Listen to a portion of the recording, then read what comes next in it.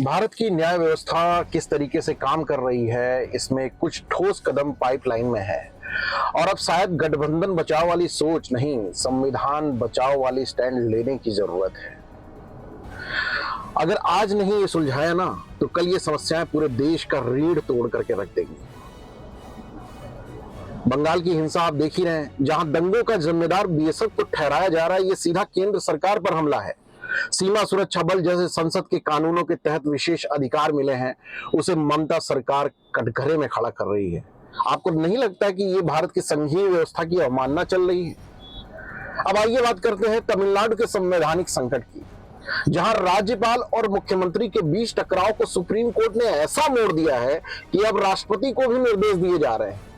ये सीधे सीधे संविधान की मूल संरचना पर पूरी तरीके से प्रहार दिखाई पड़ रहा है। अब राज्य और संसदों के बीच में लड़ाई होने लगी। अब संसद से पारित कानूनों को कुछ राज्य ये कह रहे हैं कि हम इसको मानेंगे नहीं, जैसे ये देश नहीं कोई कॉन्फेडरेशन है। अब हर राज्य को क्या अपनी अलग अलग व्यवस्था करनी पड़ेगी? और ये सब केवल राजनीति तक सीमित नहीं है, एक सुनियोजित वैचारिक लड़ाई का हिस्सा है। राहुल गांधी पहले ही कह चुके हैं, हम आरएसएस और इंडियन स्टेट से लड़ रहे हैं, इंडियन स्टेट और आरएसएस से लड़ रहे हैं। अब तमिलनाडु, बंगाल, केरल जैसे राज्य उस लड़ाई को व्यावहारिक रूप से देखने लगे हैं।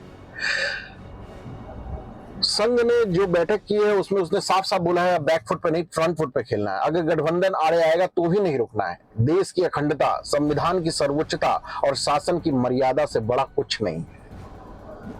यहां पे कुछ संभावनाओं की बात करता हूं।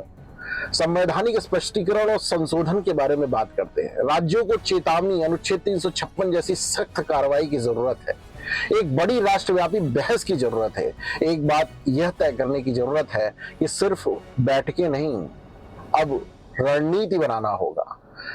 शांत नहीं रहना होगा, अब प्रहार करना होगा। ये एक वैचारिक संग्राम है।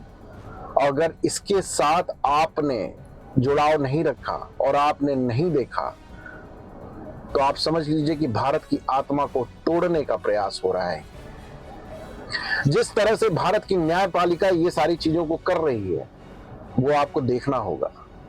आपके सामने ये सारी चीजें जो हैं, किस तरीके से किसी के पक्ष में जा रही हैं।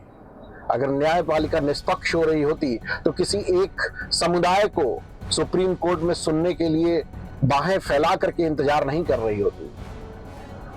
न्यायपालिका के जजेस अगर करप्ट ना हो रहे होते, तो आज आपको वहां के जजों के घरों के अंदर नोटों की श्रृंखला नहीं मिल रही होती। ये एक वैचारिक संग्राम है। इस वैचारिक संग्राम में न्यूज लाइव नाउ हमेशा राष्ट्र की उस मूलभूत आत्मा के साथ खड़ा है। न्यूज लाइव नाउ हमेशा उस सनातन के साथ खड़ा है और न्यूज लाइव नाउ मूल विचारधारा भारत की स्वतंत्रता के साथ है, जिसका ये विनाश करना चाहते हैं। मैं आगे और अपने विचार लेकर के आपके सामने आऊंगा। आप बने रहें न्यूज लाइव नाउ पर, देखते रहें न्यूज लाइव नाउ, लाइव खबर, लाइव असर।